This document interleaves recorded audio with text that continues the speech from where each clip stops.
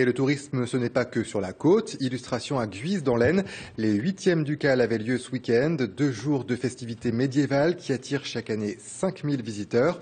Yolande Malgras et Olivier Lopez ont rencontré les compagnies qui font revivre cette époque. Ces passionnés font tout l'été le tour de France pour animer les manifestations. Regardez.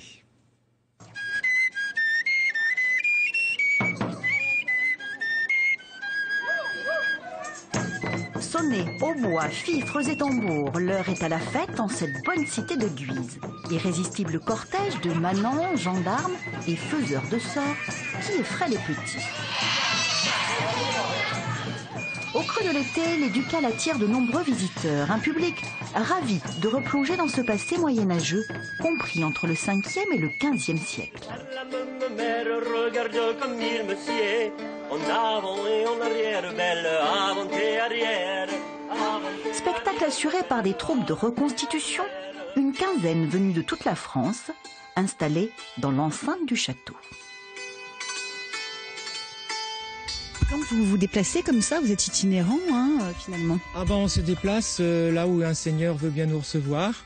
Alors nous sommes de Flandre et les Flamands sont des commerçants, donc vous avez ici reconstitué, on va dire, une foire commerciale de la fin du Moyen-Âge, du 15e siècle. Ménestrel, mais aussi cirier, bain-blottier et un fèvre ou forgeron. Sous le tablier de cuir, un infirmier passionné d'histoire médiévale.